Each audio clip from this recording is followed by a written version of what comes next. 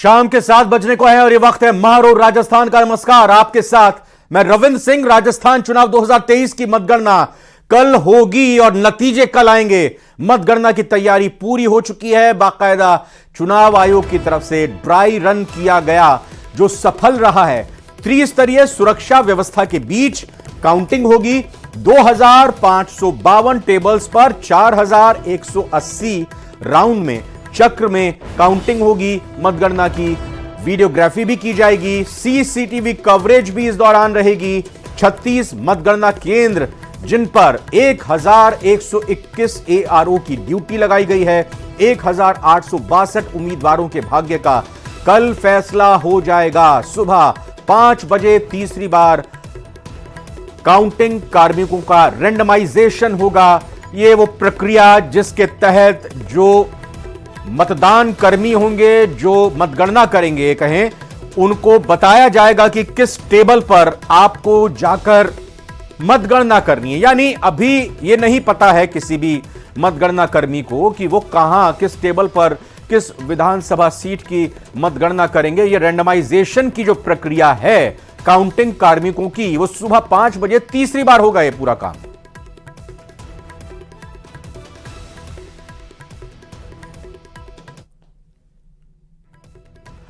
और इस पूरी प्रक्रिया पर और चुनाव नतीजों को लेकर सीधा अरबाज अहमद का रुख करते हैं। हमारे सहयोगी संवाददाता जयपुर से हमारे साथ जुड़ रहे हैं। अरबाज, तो पूरी तरह से अब नजरें सभी की चुनाव आयोग पर हैं और चुनाव आयोग ने पूरी तरह से कमर कस ली है। जरा मैंने बताने की कोशिश की, आप भी बताइए कल सुबह 5 बजे से निर्वाचन आयोग का, चुनाव आयोग का काम किस तरह से शुरू होने वाला है?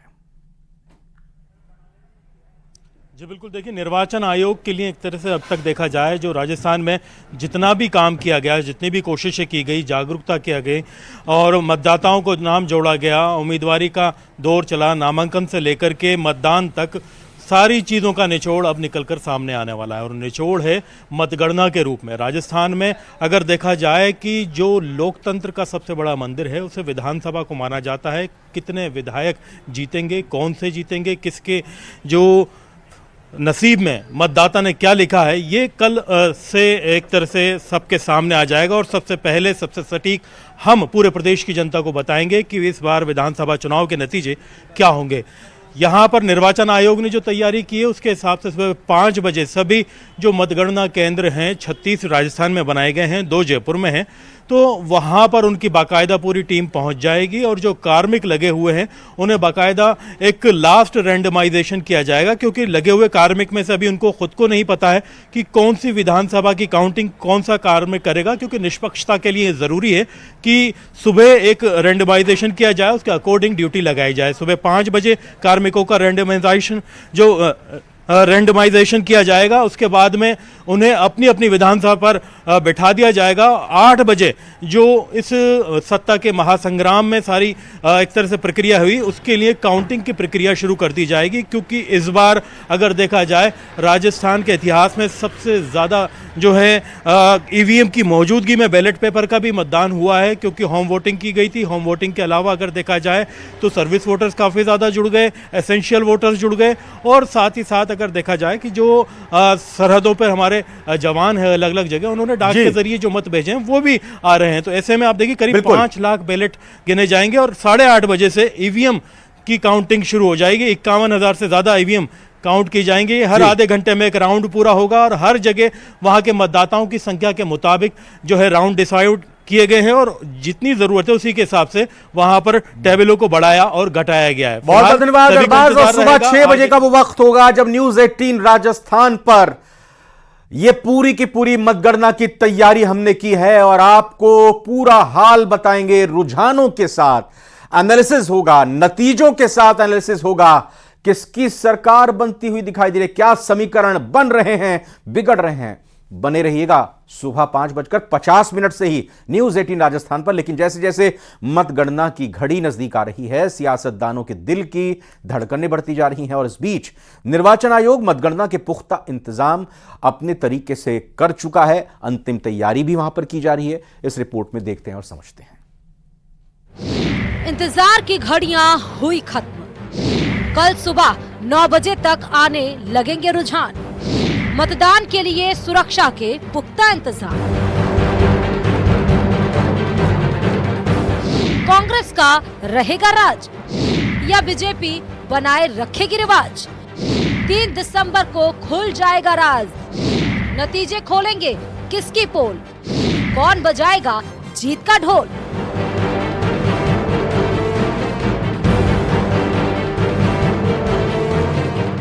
राजस्थान विधानसभा चुनाव 2023 के तहत निर्वाचन आयोग ने प्रदेश की 199 सीटों पर 3 दिसंबर को होने वाली मतगणना की लगभग सभी तैयारियां पूरी कर ली हैं। शनिवार को निर्वाचन आयोग ने सभी जिला निर्वाचन अधिकारियों, रिटर्निंग अफसरों और आईटी स्टाफ को प्रशिक्षण दिया।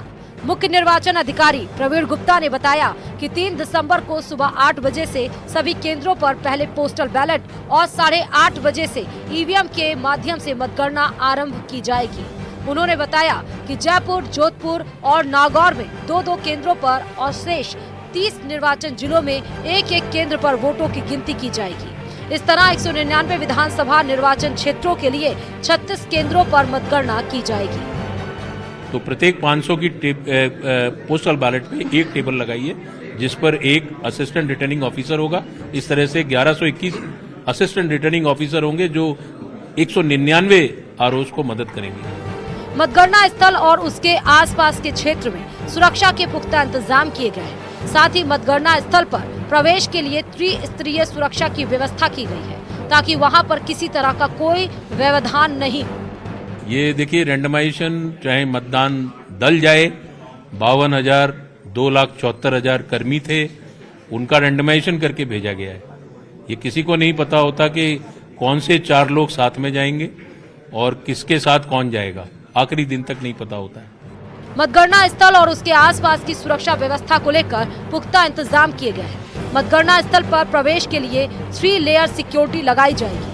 इसके तहत ईवीएम की सुरक्षा के लिए केंद्रीय सुरक्षा बलों की 40 कंपनियों को तैनात किया गया है। इसके अलावा आरएससी की 36 कंपनियां भी मतगणना स्थल की सुरक्षा करेंगी।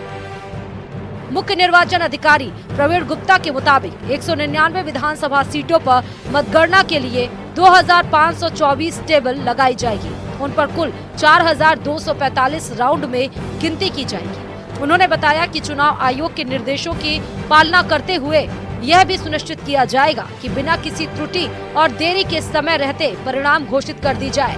मतगणना में पूर्ण निष्पक्षता के लिए मैंडेटरी वेरिफिकेशन पद्धति लागू की जाएगी।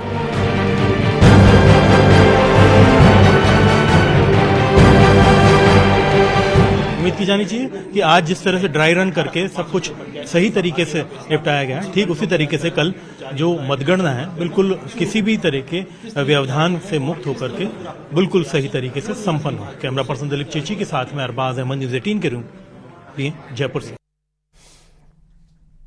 हर 5 साल में सरकार बदल देने वाली राजस्थान की जनता क्या इस बार भी इस रिवाज को कायम रखेगी या फिर इस बार नया ही इतिहास रचने जा रहा है? गुरुवार को जो सामने आए हैं एग्जिट पोल के सर्वे इस बारे में कई संकेत दिए हैं।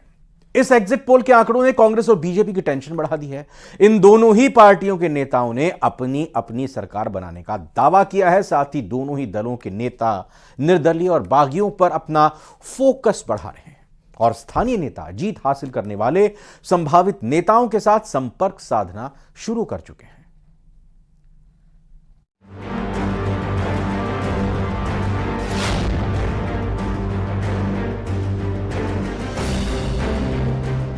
कांग्रेस की सरकार बन जाएगी। 135 प्लस कमल खिलेगा। एग्जिट पोल ने कांग्रेस और बीजेपी दोनों ही दलों के नेताओं की धड़कनें बढ़ा दी हैं। इसी बीच दोनों ही पार्टी के नेताओं ने अपनी अपनी सरकार बनाने का दावा किया है। नतीजों को लेकर प्रताप सिंह खाचरियावास ने कहा, कांग्रेस को 100 से ज्यादा सीटें मिलेंगी। हम ओपीएस के दम पर सरकार बना लेंगे। अगर किसी पार्टी को बहुमत नहीं मिला तो फिर अशोक गहलोत ही सब पर भारी पड़ेंगे। जो ट्रेंड आ रहा है, एग्जिट पोल का ट्रेंड आने के बाद तो क्लियर हो गया कि कांग्रेस के कामों पर वोट मिला है और कांग्रेस के काम पर यदि ओपीएस ने भी काम कर दिया है तो भी कांग्रेस की सरकार बन जाएगी। तो राजस्थान में यदि ओपीएस के नाम पर कर्मचारियों ने वोट दे दिया है, कर्मचारियों के परिवारों ने वोट दे दिया है, तो फिर कांग्रेस की सरकार तय है। कांग्रेस की तरह राजस्थान बीजेपी के प्रदेश अध्यक्ष सीपी जोशी ने बड़ा दावा किया है। उन्होंने कहा कि राजस्थान में बीजेपी पूर्ण बहुमत से अपनी सरकार बनाएगी और 135 से अधिक सीटें जीतेगी। स्पष्ट बहुमत के साथ, प्रचंड बहुमत के साथ भारतीय जनता पार्टी की सरकार राजस्थान में बनने जा रही है। अरे नहीं, मैं कहीं जोर में नहीं हूँ। मेरे लिए खुशी इस बात की होगी कि भारतीय जनता पार्टी का मुख्यमंत्री राजस्थान में बने और पहली माला सीपी जोशी कहना है। मुझे जो दायित्व दिया गया था उसका ईमानदारी से हमने निर्वहन करने का काम किया और टीम राजस्थान में सभी कार्यकर्ताओं ने, हजारों कार्यकर्ताओं ने बहुत कड़ी परिश्रम मेहनत की है। मैं उनका भी आभार प्रकट करता हूँ और पूरे प्रदेश के सभी मतदाताओं का भी, जनता जनार्दन का भी आभार प्रकट करता हूँ का उनका खूब समर्थन, स्नेह और आशीर्वाद पार्टी। सीपी जोशी की तरह पोखरण सीट से बीजेपी प्रत्याशी महंत प्रतापपुरी महाराज भी बीजेपी की भारी बहुमत से जीत का दावा कर रहे हैं। उन्होंने जनता को धन्यवाद देने के लिए एक धन्यवाद सभा भी बुलाई। वो केवल युवा है, भारतीय जनता पार्टी के लिए मतदान हुआ है। कमल खिलेगा, मोदी जी के साथ खड़ा रहने का हमें संकल्प लेना है। 2024 की तैयारियां करनी है और जीत के बाद हम कोई जश्न में नहीं खोएंगे। हम अपने कर्तव्य का निर्वहन करने के लिए तत्पर रहेंगे। हालांकि दोनों ही पार्टियां जीत का दावा कर रही हैं, लेकिन अपने अपने स्तर पर जीत की जुगत लगाने में जुट गई हैं। उनकी नजरें अब निर्दलीय और दूसरे दलों पर हैं। इसी बीच कुछ उत्साहियों ने चुनाव में जीत के जश्न की तैयारी भी शुरू कर दी है। आतिशबाजी, ढोलक के साथ मिठाई की बुकिंग हो रही है। Bureau report, news 18 Rajasthan.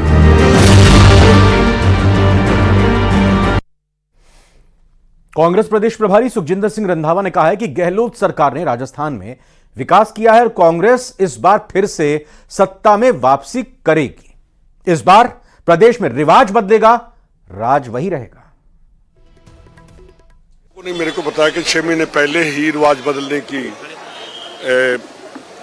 आवाजें उठती थी कि चेंज आएगी, और जो आपके चैनल्स ने जो प्रोटेक्शन की है, जहाँ आपके एनालिसिस आए हैं, और जो हमारी कैंपेन और जैसे हमने ऑर्गेनाइज की इलेक्शन, जो सरकार गहलोत सरकार ने काम किए, उसके मुताबिक इस बार रिवाज जरूर बदलेगा और कांग्रेस राजस्थान में रिपीट करेगी। देखिए, मेरे ख्याल जो पिछली बार था उससे 1-2 ज्यादा ही आएंगे, कम नहीं आएंगे। और अगर कुछ कम रहेंगे सर, तो क्या निर्दलियों को और छोटी पार्टियों को? पहले भी निर्दलीय और छोटी पार्टियों के संपर्क में थे, पिछली बार भी शुरू कर दिया सर। अब भी करेंगे, पर मेरे ख्याल है कि अभी जरूरत नहीं पड़ेगी, कल देखेंगे। लोगों ने मेरे को बताया कि राजस्थान में नई सरकार बनने का काउंटडाउन शुरू हो गया है। कल 3 दिसंबर को प्रदेश की जनता का जनादेश सबके सामने आ जाएगा और इससे पहले प्रत्याशी ने मंदिरों की तरफ दौड़ लगानी शुरू कर दी है।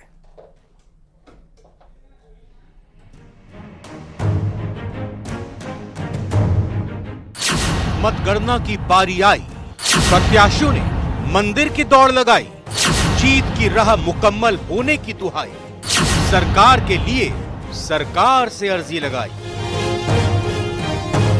कल मतगणना होने वाली है, उससे पहले प्रदेश भर में प्रत्याशियों की सांसें फूली हुई हैं और धड़कनें बढ़ी हुई हैं, और इन्हीं धड़कनों को कम करने और जीत की राह को मुकम्मल करने के लिए प्रदेश भर के प्रत्याशियों ने भगवान की शरण ले ली है।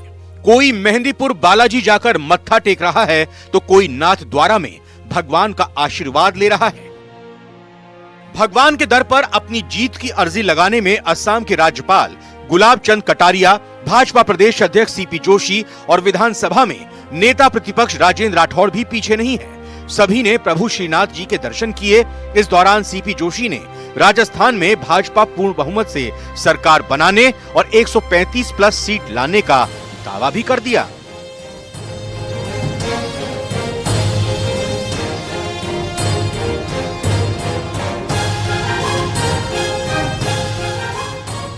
वहीं जाजवला माता मंदिर में भी प्रत्याशी मन्नत मांगने पहुंच रहे हैं।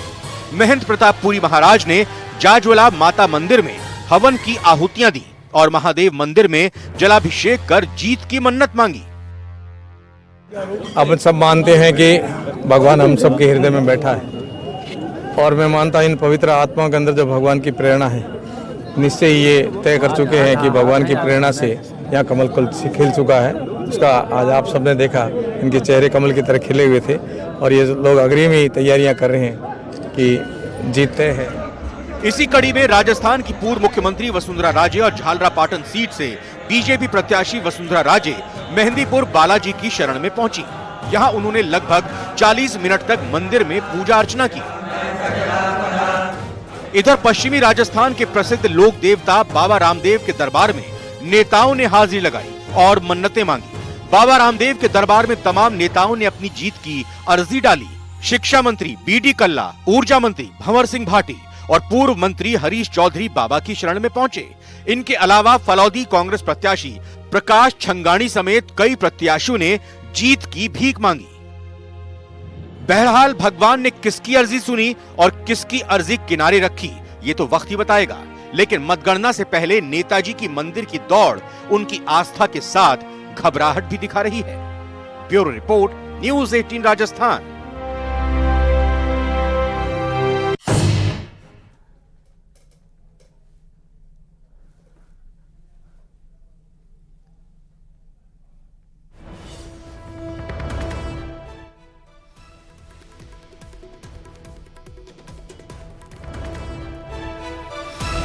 तो एक ब्रेकिंग न्यूज इस वक्त आपकी टीवी स्क्रीन पर। उत्साहित बीजेपी ने तैयारियां शुरू कर दी हैं। बीजेपी प्रदेश कार्यालय में एलईडी स्क्रीन लगाई गई है।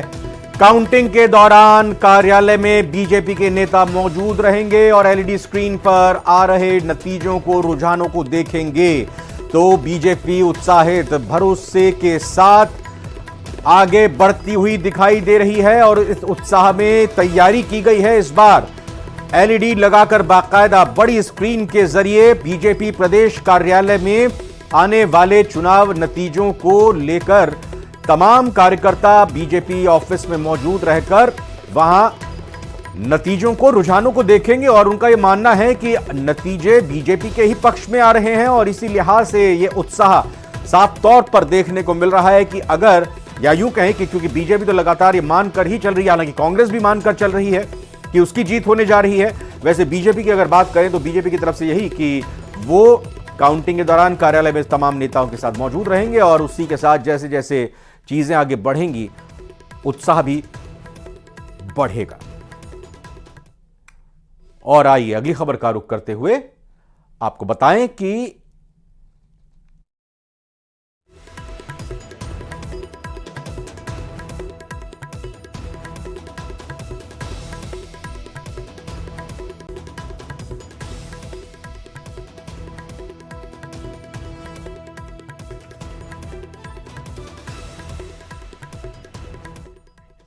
सौरभ गृहस्थी, क्या आप सुन पा रहे हैं हमको? जी बिल्कुल, मैं सुन पा रहा हूं। हाँ, तो कांग्रेस भी एलईडी स्क्रीन लगाकर कार्यालय में नतीजों को, रुझानों को देखेगी और बीजेपी भी उत्साह में नजर आते हुए वैसा ही करती दिखाई दे रही है।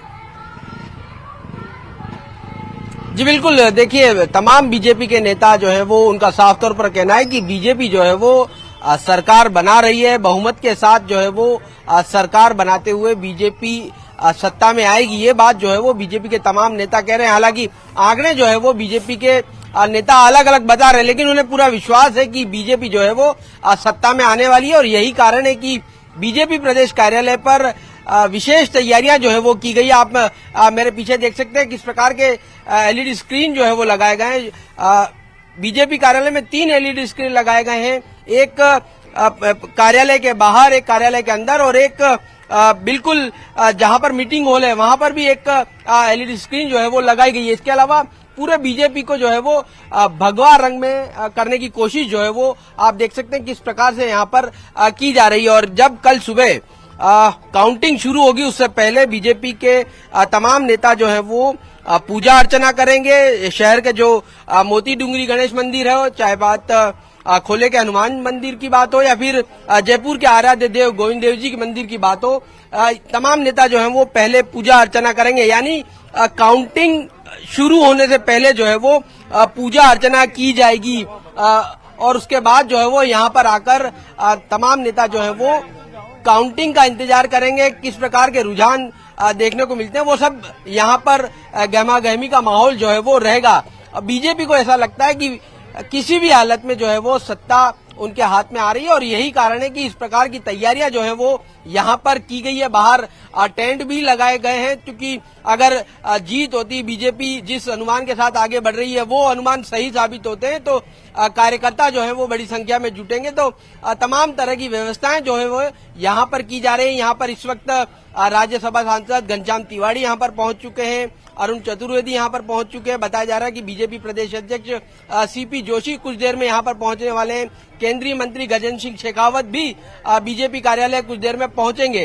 तो यहाँ पर कल की तैयारियों को लेकर तमाम नेता एक तरह से औपचारिक बैठक जो है वो यहाँ पर लेते हुए नजर आएंगे, तमाम तैयारियों का जायजा जो है वो लेंगे। यानी बीजेपी जिस हिसाब का माहौल बना है और एग्जिट पोल में जिस प्रकार के अनुमान दर्शाए गए हैं उसके बाद बीजेपी कॉन्फिडेंट है और कॉन्फिडेंट के कारण ही इस प्रकार की तमाम व्यवस्थाएं जो है वो यहाँ पर की गई है। बिल्कुल, इस बात का तो वैसे सौरभ आपने भी जिक्र कर ही दिया कि कार्यकर्ता बढ़ेंगे और साफ तौर पर जब शुरुआत होगी रुझान के आने की और नतीजे जैसा बीजेपी मानकर चल रही है अगर वही होता है, बीजेपी के पक्ष में ही एक तरफा या यूं कहें कि बहुमत के साथ नतीजे दिखाई देते हैं तो ये भीड़ बहुत ज्यादा भी बढ़ जाएगी। वहां व्यवस्था बंदोबस्त भी उसी हिसाब से किया जाएगा। चूंकि अगर हम देखें क्रिकेट के मैच को लेकर बड़ी बड़ी स्क्रीन्स लगती हैं और जब मैच जीतने वाले होते हैं तो फिर शोर शराबा और उत्साह में भी वृद्धि हो जाती है, दर्शकों में भी वृद्धि हो जाती है। जी बिल्कुल, कार्यकर्ता जुटने लग जाते हैं और जैसे जैसे रुझान बढ़ेंगे, जैसे जैसे ईवीएम जो है वो खुलेंगी और जिस प्रकार के नतीजे सामने आएंगे उसके बाद कह सकते हैं कि भीड़ जो है वो बढ़ने की संभावना जो है वो ज्यादा हो जाती है। हालांकि ये अलग बात है कि रिजल्ट किस प्रकार के होंगे, अनुमान जिस प्रकार के लगाए गए हैं वही अनुमान अगर सही साबित होते हैं तो यकीनन बीजेपी ऑफिस में जो है वो कार्यकर्ताओं की, नेताओं की भीड़ यहाँ पर जुटेगी, क्योंकि बताया जा रहा है कि कई प्रत्याशी जो है वो जयपुर भी आ सकते हैं और जैसे जैसे रिजल्ट आएगा और जीत सुनिश्चित हो जाएगी तो कई जो प्रत्याशी हैं वो जो है वो बीजेपी कार्यालय पहुंचेंगे और संभवतः कल ही कोई बैठक जो है वो तमाम प्रत्याशियों की बुला ली जाए। लेकिन ये सब कुछ तब तय होगा जब बीजेपी के पक्ष में अनुमान और जो परिणाम सामने आते हैं। नहीं सौरभ, इसमें एक मैं थोड़ा सा एक चीज और जोड़ देता हूं कि पक्ष में आए या फिर कहीं ना कहीं थोड़ा बहुत कमी रह जाए, लेकिन सभी प्रत्याशियों को लामबंद करके एकजुट करके इकट्ठा रखने की तैयारी जरूर बीजेपी की तरफ से की जाएगी। सौरभ, बहुत बहुत धन्यवाद आपका फिलहाल इस अपडेट के लिए, इस पूरी जानकारी के लिए। तो देखना होगा कल क्या उत्साह देखने में सामने आता है बीजेपी कार्यकर्ताओं का बीजेपी के प्रदेश कार्यालय में, जहां पर पूरी तैयारी बड़ी एलईडी स्क्रीन के साथ की गई है कि जो रुझान और नतीजे आएंगे उनको कार्यकर्ताओं के साथ मिल बैठकर नेता देखेंगे और उसी लिहाज से इस ऑफिस में बीजेपी के तैयारी पूरी की जा रही है।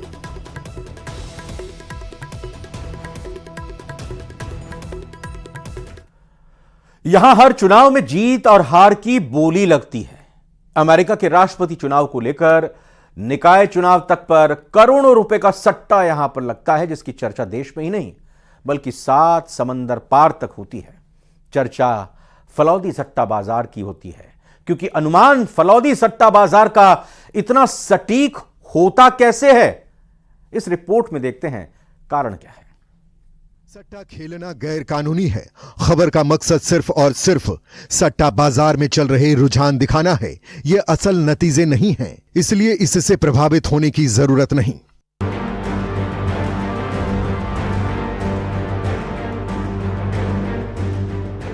विधानसभा चुनाव 2023 को लेकर के जहां भारतीय जनता पार्टी और कांग्रेस के साथ साथ तमाम राजनीतिक दल अपने अपने प्रत्याशी को जिताने के लिए मेहनत करते हैं, तो वहीं दूसरी ओर एक नजर रहती है फलौदी पर, फलौदी के सट्टा बाजार पर। राजस्थान विधानसभा चुनाव में परिणाम भले ही रविवार को आए, लेकिन एग्जिट पोल ने कांग्रेस और बीजेपी दोनों ही पार्टी के नेताओं की धड़कनें बढ़ा दी हैं। हालांकि अधिकांश एग्जिट पोल बीजेपी को आगे बता रहे हैं, लेकिन सरकार बनाने के दावे में कांग्रेस के नेता भी कम नहीं हैं। बढ़ चढ़कर किए जा रहे दावों से जनता में असमंजस की स्थिति पैदा हो गई है। ऐसे में हर कोई जानना चाहता है कि कौन सा दल मजबूत है और किस पार्टी को कितनी सीटें आ सकती है। देश भर के सट्टा बाजार अपने अपने समीकरण बता रहा है। इसी बीच देश के सबसे चर्चित फलोदी सट्टा मार्केट के भाव की भी चारों ओर चर्चा है। दावा किया जाता है कि फलोदी सट्टा बाजार के अनुमान लगभग सही होते हैं। का सट्टा बाजार इमरजेंसी के चुनाव के समय चर्चा में आया, लेकिन ये सट्टा बाजार सिर्फ चुनाव के लिए नहीं है। इसकी जो पैठ है वो शुरू हुई थी बरसात होगी या नहीं होगी, अकाल या सुकाल। इमरजेंसी में जब इसने घोषणा की कि जनता पार्टी की सरकार बनने जा रही है, किसी को विश्वास नहीं हुआ, क्योंकि हिंदुस्तान में कांग्रेस के अलावा कोई राज करेगा ऐसा सोचा नहीं था। लेकिन वो जनता पार्टी की सरकार बनी, तब से इसका, अब इसके पीछे इनका नेटवर्क कौन सा है, क्या है, बहुत बड़ा नेटवर्क है। ये टीवी चैनल्स के जैसे इनके भी सर्वे होते हैं। फलोदी सट्टा मार्केट फलोदी जिले से ऑपरेट होता है। पहले यह जोधपुर का ही उपखंड था। हाल ही में इसे नया जिला बनाया गया है। यहां पर हर सीट के उम्मीदवार से लेकर पार्टियों की हार जीत पर भी पैसा लगता है। पार्टी के जीतने के चांसेस कम होते हैं, उनके सट्टा बाजार में भाव तेज होते हैं। यानी पार्टी जीतने वाली हो तो उसके भाव कम है, और यदि पार्टी हारने वाली हो तो निश्चित तौर पर उस पर दाव ज्यादा लगाने के लिए भाव भी कम रखे जाते हैं। फलोदी में सट्टे का काम बीते 500 साल से चल रहा है। यहाँ कई परिवार ऐसे हैं कि जो कई पीढ़ियों से इसी काम में लगे हैं। फलोदी के अधिकांश लोग शेयर मार्केट से जुड़े हैं। यही वजह है कि चुनावी मौसम में सट्टा और सट्टेबाज दोनों की पूछ बढ़ जाती है। फलोदी के बारे में एक और बात खूब कही जाती है। स्थानीय लोग दावा करते हैं कि ये वो धार्मिक नगरी है जहां हर किसी की जुबान पर सरस्वती विराजती हैं, इसलिए उनके सट्टे बाजार के अनुमान भी सटीक होते हैं। फलोदी के लोग इस बात का बार बार दावा करते हैं कि उन्होंने ही धारा 370 हटने और राम मंदिर बनने की वर्षों पहले भविष्यवाणी कर दी थी, जो सच साबित हुई। बरसात होगी या नहीं होगी, अकाल या सुकाल, इसका कारण मैं जो मानता हूं, मेरा व्यक्तिगत अनुभव जो है कि फलोदी एक तो ज्योतिषियों का बहुत अच्छा क्षेत्र रहा है। शुरू में पृथ्वीराज कपूर के समय से फलोदी के ही ज्योतिषी वहां फिल्म जगत में छाए रहे। ज्योतिषी जिस तरह का अनुमान बताते हैं कि इस बार बरसात की आशंका है, इस बार ज्यादा बरसात होगी, अतिवृष्टि होगी, नहीं होगी, ये तो शायद उस वजह से वहां पे ये सट्टे लगने लगेगा, काल होगा, सुकाल होगा, बरसात आएगी, नहीं आएगी, इनसे की काफी मजबूती हुई। फिर इमरजेंसी में जब इसने घोषणा की, फलोदी सट्टा बाजार में चुनाव से कुछ महीने पहले समीकरण कांग्रेस के पक्ष में थी। टिकट बंटने के बाद 50-50 मामला था। अब 25 नवंबर को मतदान के बाद समीकरण फिर बदल गए हैं। फलोदी सट्टा बाजार के मुताबिक बीजेपी 115 से 118 सीटें ला सकती है, जबकि कांग्रेस 68 से 70 सीटों पर सिमट जाएगी। बीजेपी की जीत पर 30 पैसे और कांग्रेस पर 4 से 5 रुपए भाव दिए जा रहे हैं। सट्टा मार्केट में जिस पर जितना कम भाव, उसकी जीत की संभावना उतनी ज्यादा मानी जाती है। फलोदी सट्टा बाजार का आकलन हिमाचल, कर्नाटक और गुजरात विधानसभा में करीब करीब ठीक था। हालांकि बंगाल में फलोदी सट्टा बाजार बीजेपी को जिता रहा था, लेकिन वो टीएमसी से बुरी तरह हारी। इसलिए फलोदी के कई लोग वहां के सट्टा बाजार को सीरियसली नहीं लेते।